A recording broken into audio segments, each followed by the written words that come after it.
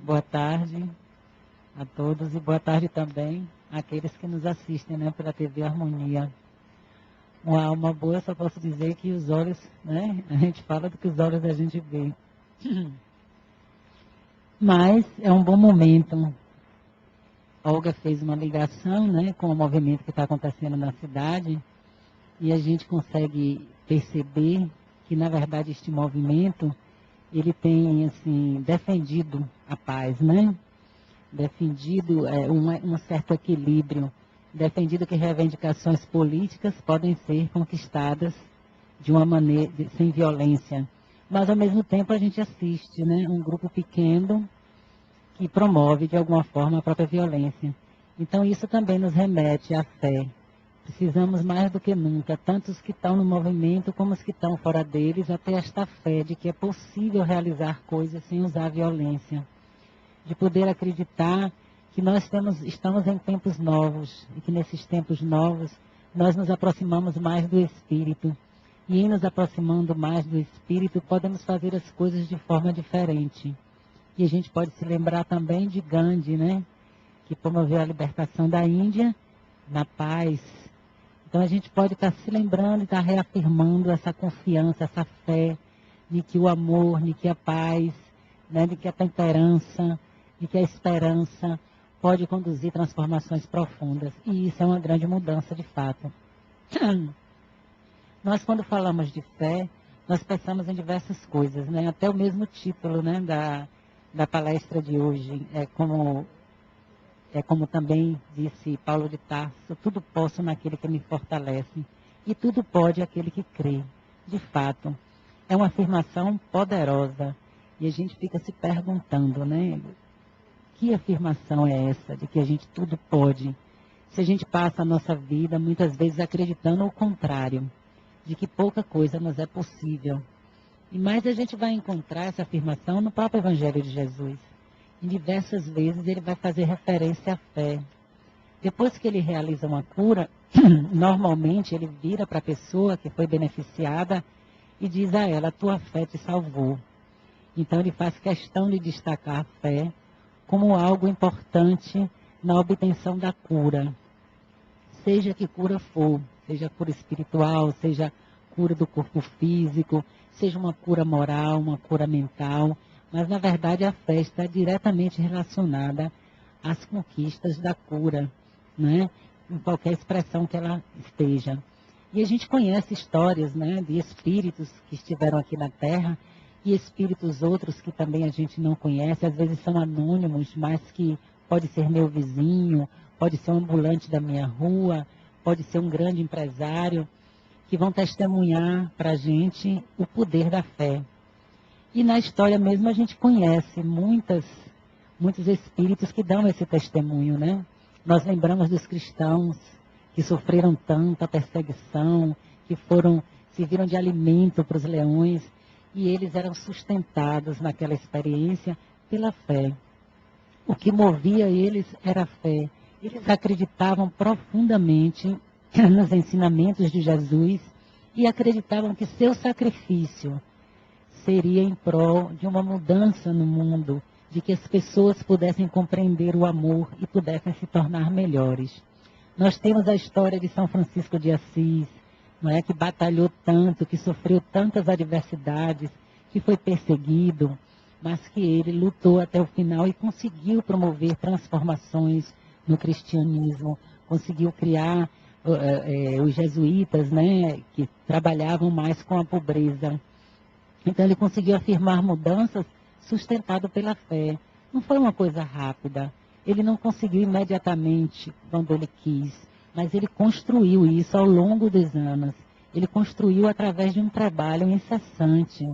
Às vezes a gente pensa, quando vê que alguém conquistou algo, a gente pensa que foi uma coisa simples, que naquele momento exato a pessoa conquistou. Mas nem sempre é verdade. Na maioria das vezes é um trabalho incessante. Então São Francisco de Assis sofreu, teve que lutar. Né? Inicialmente ele compreendeu mal a missão dele, porque quando Jesus apareceu e disse a ele que construísse novamente a casa dele, ele interpretou que era a igreja. Então ele foi construir. uma igreja de pedra, né, para poder construir a igreja, e só depois de construir essa igreja foi que ele disse a Jesus que já havia terminado o trabalho. Jesus disse a ele que não era aquela a casa dele, que a casa dele eram as pessoas, que a construção do cristianismo que ele estava se referindo não dependia de uma igreja, mas dependia da palavra e do exemplo de São Francisco de Assis, que ele poderia levar às pessoas e assim renovar o entendimento da sua doutrina, né, da doutrina cristã. Então não foi fácil para ele, como não é fácil para ninguém. A gente pode lembrar também de Moisés, foram 40 anos no deserto, né, levando aquele povo para a terra prometida. E nesses 40 anos, quanta gente se pergunta hoje, ele poderia ter levado apenas 40 meses. Por que Moisés levou 40 anos? E aí, o próprio Divaldo Franco, perguntando a si mesmo incessantemente sobre esse problema, por que Moisés levou tantos anos no deserto? Joana de Ângeles, a mentora espiritual dele, disse para ele que, na verdade, o trabalho de Moisés exigia que se esperasse uma nova geração, que aquela geração não estava preparada para chegar à Terra Prometida, que era preciso que a nova geração fosse criada com novos fundamentos da fé, porque esse pessoal, na época, ainda tinha sido escravizado durante muito tempo. Eles tinham se contaminado com uma série de equívocos que era difícil retirar assim de repente. Quando Moisés dava as costas, eles bem que podiam construir, como construíram quando ele recebeu os 10 mandamentos, um besouro de ouro para adorar. Então eles sempre estavam construindo, voltando para aquela coisa antiga de adoração, daquelas necessidades dele, das dificuldades de aprender, na verdade, os 10 mandamentos. Era uma transformação, era mudança de religiões onde Deus, eram vários deuses para o Deus único. Era uma mudança importante. Então não era possível que naquela mesma geração ocorresse essa mudança. Foi necessário então que uma nova geração surgisse. Inclusive o próprio Moisés não chegou na Terra Prometida. Ele chegou perto, viu a Terra Prometida, mas ele não pôde entrar, porque na verdade ele ainda era da primeira geração. Então vamos imaginar que fé move um homem desse para que ele leve 40 anos seguindo uma orientação divina dentro de um deserto, com pessoas com as maiores dificuldades, ele tendo sido criado também, sendo daquela geração, também envolvido com aqueles costumes, dando o testemunho dele, se modificando interiormente, construindo uma transformação. Então é preciso muita fé para que a gente possa seguir o nosso destino. Também, às vezes, a gente pode falar da fé de Jesus, que nos ensinou fé e que também precisou de muita fé, porque ele seguiu o caminho dele, sabendo, inclusive, que ia ser perseguido, que ia ser torturado, que ia ser crucificado. Chegou a balançar um pouquinho quando virou e disse: Pai, se possível, afasta de mim este cálice. Ele foi bem humano, mas a fé sustentou também Jesus, e ele completou sua missão, já esperado, porque ele era um espírito perfeito, mas ele também caminhou e o que sustentou ele foi a fé. Então a gente observa que nenhuma construção verdadeira e duradoura é possível sem a fé. E a gente pode trazer isso também para as questões materiais e humanas. Nós conhecemos também histórias de pessoas que venceram pela fé humana, pela fé em si mesmos. Nem é uma fé religiosa, nem é uma fé em Deus, mas uma fé em si. E a gente vai conhecer, por exemplo, a história, se recordar de Christian Brown, que foi um homem que nasceu com paralisia cerebral. Ele, filho de um pedreiro, com uma dona de casa, já tinha vários irmãos, não sei quantos irmãos ele tinha, uma quantidade muito grande. E está lá o pai desinteressado com aquele menino que não faz nada, que não tem nenhum desenvolvimento. E ele lá, com a inteligência dele preservada, observando, querendo aprender, e ninguém colocava ele na escola, porque ninguém imaginava que uma pessoa que não podia se mexer, que não falava, que parecia não entender, pudesse ler. E ele lá, desde pequeno, observando, e aprende a ler sozinho, ele se alfabetiza praticamente sozinho, e descobre que pode mexer o pé esquerdo. A única coisa que ele podia mexer é o pé esquerdo. E a partir daí ele constrói uma vida. Ele se torna um escritor, ele se torna um artista, porque ele pinta, tudo isso usando o pé esquerdo dele. Ele escreve datilografando na máquina usando o dedo do pé esquerdo. ele pinta usando os dedos do pé esquerdo. Então ele desafia as limitações dele, ele não aceita o que foi imposto a ele, que na verdade, de alguma sorte, nós como espíritas sabemos que ele mereceu aquela experiência, mas ele também pôde transcendê-la, pôde ir além daquele sofrimento. Ele não se estabeleceu nem conservou os limites que inicialmente lhe foram oferecidos, mas ele transformou a própria vida dele. O que é isso se não fé? Fé em si mesmo, fé na sua capacidade de vencer as adversidades, de sair adiante e de conquistar os seus desejos. E ele consegue ter uma vida muito mais digna do que era esperado. Inclusive se torna mais importante do que todos os seus irmãos sadios, e é ele que passa a sustentar a sua família. Esse menino de quem ninguém esperava nada, mas que a fé sustentou. Então a gente observa como os espíritos nos ensinam que a fé pode ser divina e pode ser humana, no sentido de que ela mesma, a fé é uma potência do espírito. É o espírito que tem fé, e ele transmite essa fé adiante. Ele, como se ele contaminasse a personalidade transitória enquanto estamos encarnados com esse sentimento de fé. Então ele sustenta toda a construção através dessa fé. Mas essa fé pode ser direcionada às questões humanas, práticas, materiais, ou pode ser direcionada às aspirações divinas.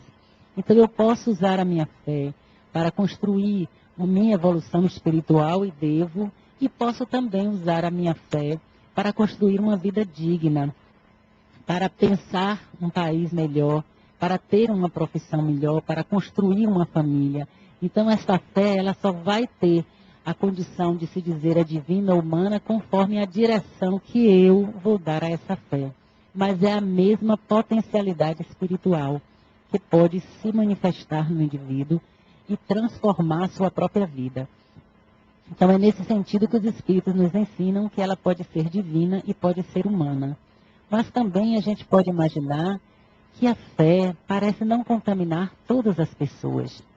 A gente vê pessoas que têm uma dificuldade muito grande em sustentar o próprio desejo, que não vão muito adiante, nem sequer no que dizem acreditar, que embora até falem, não conseguem construir na sua vida o que elas acreditam ser o bom, o verdadeiro, o necessário.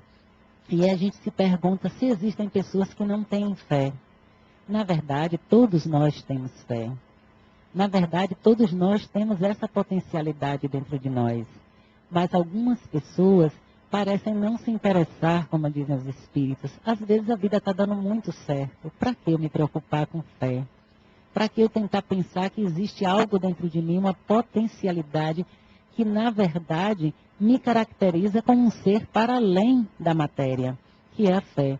Então, às vezes, a gente não se ocupa, espera surgir uma necessidade para então se ocupar da fé. Outras vezes, os espíritos dizem que é nosso próprio orgulho que nos impede, porque a fé tem como pré-requisito acreditar que existe algo superior, no humano e no divino. Existe algo maior do que a minha personalidade transitória, do que o meu ego. Eu preciso acreditar nisso, porque se eu não acreditar nisso, não é possível sustentar uma fé. Porque a fé não pode se limitar ao humano, porque o humano a gente vê o tempo todo quantos equívocos são possíveis. Então a fé ela tem que se enraizar em algo para além do humano, em algo superior. Então muitas vezes a personalidade não quer aceitar que exista algo que lhe seja superior. O próprio orgulho não vai lhe permitir. Então às vezes o acesso a esta fé é justamente comprometido por causa desse orgulho, dessa dificuldade em aceitar que esta realidade, por mais importante que seja, ela não é a essência de nossa vida. Ela é uma representação de nossa experiência como espírito e não é sequer a realidade última, nem a primeira realidade. Ela é simplesmente uma experiência. Então, diante dessa circunstância de se desinteressar ou de não ter humildade suficiente para abarcar essa fé, muitas pessoas terminam fraquejando na realização dos seus desejos e ficam assim impossibilitadas de mudar a própria trajetória. É isso que os espíritos vão chamar de fé robusta e fé vacilante. Então eles vão dizer, a fé vacilante, ela não tem sustentação. Primeiro porque ela não procura a verdade. Ela aceita o que lhe é dito naquele momento e tenta conviver com aquela realidade, principalmente na fé religiosa. Muitas pessoas, muitas religiões ou muitos religiosos, eu não vou falar nem religião, porque algumas religiões, elas até tentam explicar, mas os próprios representantes negam o direito ao público de questionar. Mas muitas vezes, muitos religiosos ou muitas religiões que sejam, elas não dão a oportunidade ao indivíduo de questionar e nem sequer desejam responder às suas perguntas. Então, tudo é passado como se tivesse que ser aceito imediatamente. O que acontece? O indivíduo não pode raciocinar sobre o que está sendo dito e tem que aceitar, ainda que ele saiba que pode não ser verdade. Essa falta de questionamento, dizem-nos os espíritos, cria uma dúvida dentro do indivíduo. Porque por mais que ele queira aceitar a imposição, fica difícil. Algo no psiquismo dele desconfia. Então, nunca que vai ser uma fé solidificada. Inclusive, eles dizem que nosso tempo desse tipo de fé já passou. Nós estamos numa época em que a fé raciocinada é a única legítima, a única que a gente pode aceitar. Nós questionamos hoje todas as coisas e precisamos questionar. Não somente a religião constituída, não somente aquele que vem nos ensinar alguma coisa sobre Deus, mas nós precisamos questionar nossas próprias crenças. Onde é que elas estão repousando? Porque às vezes eu acredito e afirmo acreditar, porque meu pai disse, minha mãe disse, porque uma experiência na infância me fez ver assim, e eu não levo em conta que como espírito eu estou constantemente em crescimento e em transformação. E em transformação e crescimento eu também vou mudando. E eu mudando, a minha percepção da realidade também vai mudar. Eu vou poder abarcar coisas que eu não tinha condição antes. A criança percebe o religioso e percebe o divino de uma forma diferente do adulto. Para a criança, seus pais são deuses. Para o adulto, isso já não existe mais, ou não deveria existir. Então, a gente vai construindo essa aproximação da realidade. Então, para a nossa fé permanecer fé, inabalável, fé robusta, a gente vai precisar estar questionando essa realidade e questionando a nós mesmos internamente, para que possamos estar diante da verdade. Porque a fé, como produto mesmo do Espírito, como parte da natureza do Espírito, ela não vai se abalar com a verdade. E a fé construída também não vai se abalar com a verdade, nem com o questionamento, porque ela vai permitir que seja retirado os equívocos, sem problema. Ela vai permitir que seja retirado os enganos, as cascas que estão em volta, porque cada vez mais toda a fé religiosa vai levar o indivíduo a se aproximar cada vez mais da verdade espiritual, da verdade profunda. Ela não vai permitir que o indivíduo fique na periferia, se confundindo com entendimentos que não têm mais sentido. A compreensão do universo vai mudando. Nós já passamos do tempo em que o Sol, porque não compreendíamos de forma nenhuma aquele astro lá em cima iluminando a Terra e que de repente desaparecia e que voltava novamente no outro dia, nós podíamos compreender isso como divino, porque nossa compreensão mesmo intelectual, nossa compreensão maior, não conseguia entender. Mas hoje nós estudamos e sabemos exatamente o que é o Sol, o que significa seu percurso, os benefícios e as desvantagens. Nós compreendemos agora o universo, né? Nós já temos capacidade para isso. Então não tem mais sentido a gente imaginar que Deus possa ser o Sol. Mas naquela época, quando tínhamos pouca compreensão, fazia sentido. Ora, se hoje nós resolvermos que isso vai destruir a nossa fé somente porque descobrimos que o Sol não é mais Deus, como é que nós vamos ficar? Mas a fé verdadeira, aquela fé que a gente nasce, que existe dentro da gente como potência espiritual, vai compreender que estava cada vez mais se aproximando da realidade divina. Que o Sol era uma representação naquela época necessária para a nossa compreensão. Era o que podíamos entender de Deus. Hoje nós já entendemos diferente e amanhã entenderemos melhor ainda, porque estaremos sempre nos aproximando da realidade, da verdade, da essência do divino. Então essa fé, ela não se altera com essas mudanças, ela permanece. E quanto mais raciocinada, quanto mais questionada, quanto mais elaborada, mais o indivíduo vai fortalecer a sua fé. Diferente de quando existe uma imposição. Você tem que acreditar em Deus porque Deus existe e acabou. Você tem que acreditar na sua cura porque sua cura existe e acabou. Não funciona assim. Na nossa mente, a gente precisa estruturar um caminho para essa fé percorrer.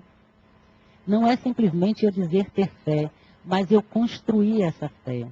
Então a gente vai ver que a fé está diretamente relacionada também com a autodeterminação e com a vontade. Né? A vontade é uma potencialidade do espírito também. E a vontade, ela é movimentada em favor da fé. Para haver fé, é preciso haver vontade. Então, às vezes, a fé está presente já, é possível perceber essa fé, a gente sente, de alguma forma, esse sentimento de fé, mas não existe uma vontade educada, não existe uma vontade que você possa mover para realizar essa fé. Se nós imaginarmos, por exemplo, tudo o que acontece conosco começa, na verdade, de um desejo. Nós desejamos algo. Se a gente só desejar e a fé não estiver presente, é mais um desejo de tantos que a gente pode ter, de comer uma pipoca doce ali, de ir não sei aonde, de desistir, de viajar, de não viajar. São desejos outros, mas não é o desejo que precisa ser realizado, se ele não estiver sedimentado na fé. Então, quando a gente deseja, já nos diz também Lísias, né, o mentor de André Luiz, que está no livro Nosso Lar, ele diz para André que quando você deseja alguma coisa, quando você chega a querer algo, imediatamente já começa um movimento em direção ao seu desejo. Então, se eu penso numa cura, se eu penso numa construção, se eu penso numa coisa material, como ter uma boa profissão, ter uma vida digna, já começa a movimentar, porque o meu pensamento, na verdade, já está em ação. O que eu vou precisar é me sustentar na fé, que não vacila, porque tem confiança, porque crê em si mesmo, porque crê em Deus, porque é capaz de ver antes de acontecer. Porque tudo acontece primeiro no nível sutil. A nossa realidade aqui é um reflexo também das experiências que nós tivemos no mundo espiritual. Tudo que nos chega de novidade, nós já experimentamos do outro lado. Então, toda a realidade, ela acontece primeiro em outros níveis. E um nível importante, quando estamos encarnados, é ela acontecer no nosso pensamento. Então, a gente, quando deseja uma coisa, precisa pensar nela.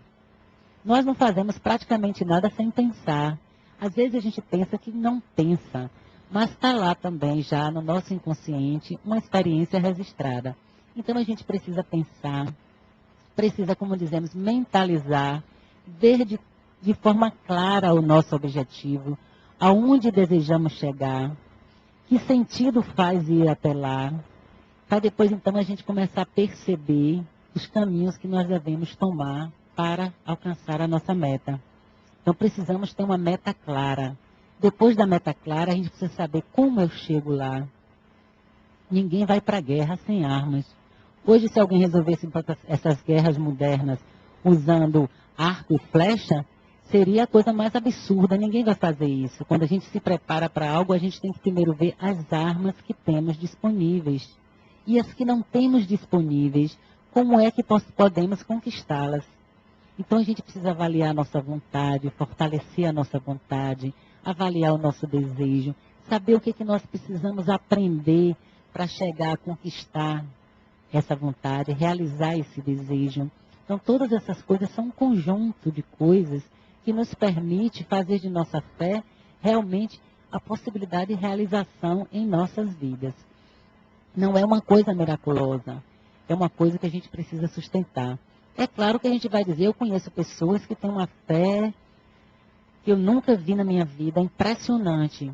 Essas pessoas já tinham experiências em outras vidas com relação à fé. Mas quem ainda não tem essa fé poderosa, pode, como nos ensinam os Espíritos, conquistá-la através do exercício. É preciso saber como se guiar nessa fé. Porque a fé precisa ser movimentada. E o instrumento que movimenta a fé é com certeza a vontade. Mas tem mais uma coisa importantíssima na fé, que é a paciência. Quem deseja usar sua fé para a sua cura ou para o que quer que seja, precisa saber ser paciente. Porque a paciência nos ensina também a confiança. É o nosso teste de que acreditamos que chegaremos lá. Então a gente olha a história das pessoas e vê que houve um tempo para ser realizado. Não foi uma mágica. E que essas pessoas souberam esperar. Esse tempo de espera é o tempo também que eu vou detectando os consertos e os ajustes que eu preciso fazer no meu caminho para alcançar meu objetivo. Às vezes a gente vê determinadas bandas, né, chegarem na televisão e a gente diz, fizeram sucesso rapidamente. Mas quando você vai conversar com os integrantes, eles têm 10, 12 anos treinando, dentro de casa, se apresentando aqui, se apresentando ali. Então, na verdade, existe uma construção no pensamento, no esforço, no caminho, nas tentativas, nos erros, até chegar ali. A gente vê hoje esse movimento que está acontecendo nas ruas do país. Estava vendo uma entrevista de manhã sobre o grupo que começou, parece que em 96 eles fizeram o primeiro movimento, não é? Que é Passe Livre, né? Então a gente pensou, de repente o povo foi todo para a rua, de repente o país acordou, mas existia um grupo que vinha se comunicando, né, através da internet, se organizando aos poucos, que nasceu aqui em Salvador, se consolidou em outros estados, se organizou até chegar aí. Então a fé é isso, é essa construção onde a gente vai colocando as coisas no lugar e organizando de tal maneira, através da nossa vontade, para que ela se concretize e se realize. No mesmo livro de André Luiz, No Nosso Lar, ele está conversando com Lísias, e ele diz, Lísias é o mentor dele, né, um dos espíritos que assiste ele enquanto ele está em Nosso Lar. Então ele disse para Lísias que queria muito ver a mãe dele. Aí Lísias disse que a mãe dele pertence a um nível evolutivo mais alto, nem mora em Nosso Lar, né? Ela vai de vez em quando lá, mas ela não mora lá. Então que não é possível a espíritos que estão nesse nível definir a gente aqui, eles lá, né? Que ela possa vir ou não. Aí ele fica triste, porque ele quer ver a mãe dele, né? Lísias diz para ele assim, não se preocupem, André, que só o seu desejo, só de você pensar, já está em caminho uma solução. Ele fica todo contente, diz, então tudo certo. Eu vou desejar muito que minha mãe venha me ver e ela virá. Aí Lísias diz assim, mas também não é assim. Todo desejo para ser realizado, que seja uma construção positiva, ela precisa de 3 requisitos. E aí Lísias diz para ele, é preciso desejar, saber desejar e merecer. Esses três requisitos, na verdade, são 3 etapas em que a gente fortalece a nossa fé para conquistar o nosso desejo. Então, primeiro é saber desejar. Sabemos nós desejar? Às vezes o que a gente deseja nem serve para a gente. Às vezes a gente não tem controle ainda e não observa com exatidão a realidade para saber do que realmente precisa. Claro que a gente pode dizer, eu preciso de evolução espiritual, mas a gente vai ter que definir em que ponto eu vou evoluir agora, porque desejar só evolução espiritual é muito vago para ter uma vontade trabalhando e organizando isso. Então a gente precisa definir dentro da evolução espiritual o que eu vou trabalhar nessa encarnação, né? Eu quero uma vida digna, mas eu preciso saber o que significa essa vida digna, né? Sabendo desejar, eu vou ter também que saber se eu tenho condições de realizar, de dar conta daquele desejo meu. Eu posso desejar ganhar na loteria esportiva e acontecer, como já aconteceu com tanta gente, ganhar e perder o dinheiro todo. Porque não soube administrar o dinheiro. Então eu preciso também criar condições, verificar primeiro se eu tenho condições e se eu não tenho condições, adquirir condições para me preparar para que eu possa desfrutar do meu desejo.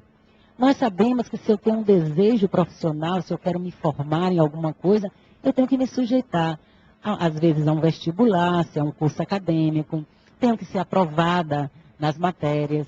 Se eu desejo, tenho que cursar durante determinado tempo. Se eu passar do tempo numa faculdade pública, eu sou jubilada. Se eu quiser fazer um mestrado, eu preciso fazer um curso com notas boas para poder participar de uma seleção, não é? Merecer ser aceito pelo orientador. Então, tem uma série de etapas. E nessas etapas, eu vou construindo o profissional que eu vou ser. São esses momentos de estudo, são essas experiências, são os desafios que têm que ser vencidos. É tudo que tem que ser aprendido, que vai me fazer lá no futuro me tornar o profissional que eu desejo.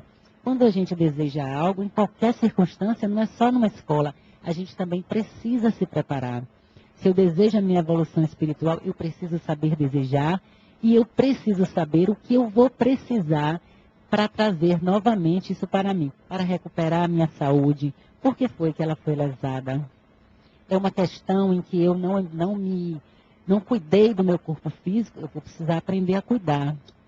É porque eu não tive confiança suficiente, eu vou precisar desenvolver uma confiança. Eu tenho vontade suficiente para poder aguentar as etapas que eu vou precisar para recuperar minha saúde. Então, eu vou ter que treinar minha vontade. Então, eu tenho que fazer, na verdade, um mapa. Isso é saber desejar. Ter condições de colocar em prática e seguir adiante no seu desejo. E nessa etapa também a gente tem que visualizar. Depois ele vai dizer saber desejar, desejar.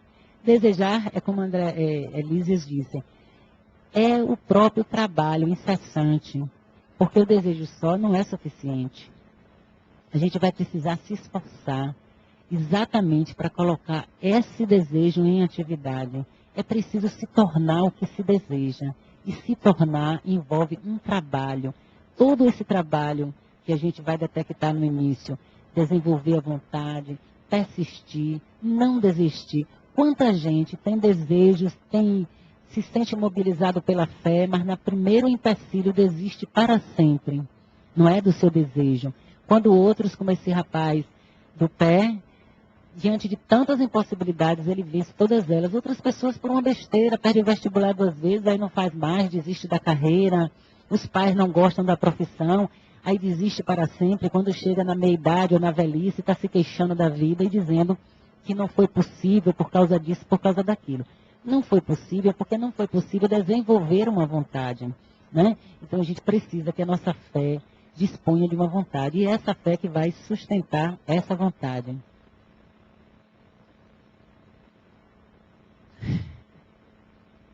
Tá certo. Então, a gente precisa ter essa noção. E depois do desejo incessante, aí Lísias vai dizer merecer. O merecer é o teste final. Ou seja, enquanto eu estava trabalhando para realizar o meu desejo, enquanto eu estava mobilizando a minha fé para conquistar a minha cura, ou seja lá o que for que eu desejava conquistar, eu mereci, ou seja, eu aprendi no processo. Eu me constituí uma pessoa nova, no sentido de que acrescentei uma evolução, uma compreensão maior à minha vida.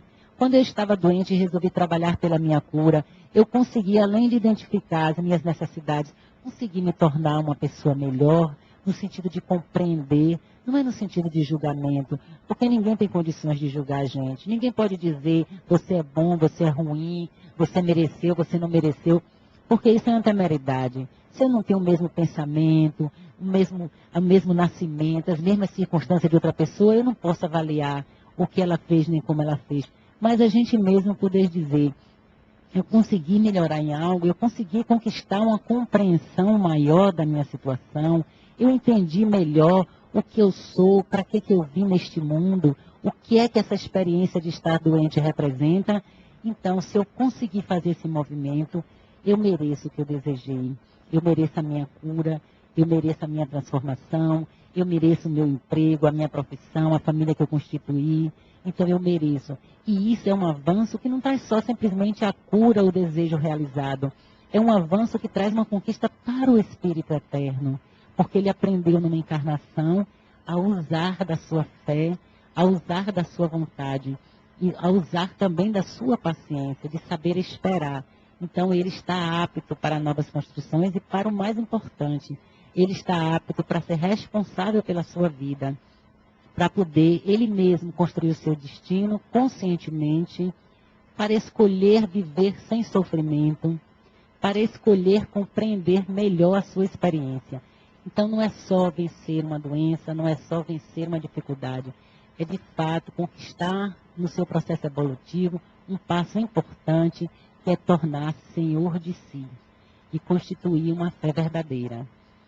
Então, essa é a experiência, é importante, que nós possamos sempre aproveitar momentos difíceis para treinar o espírito que somos, lembrando que somos eternos, que todas essas doenças, todos esses impedimentos, nesta vida ou quando acabar essa vida, elas vão passar. Mas nós somos as testemunhas de nossas experiências, nós não passaremos, nós permaneceremos, graças a Deus, e cada vez ligada a Deus e ao amor que Ele é. Então, uma boa tarde e um bom trabalho para vocês.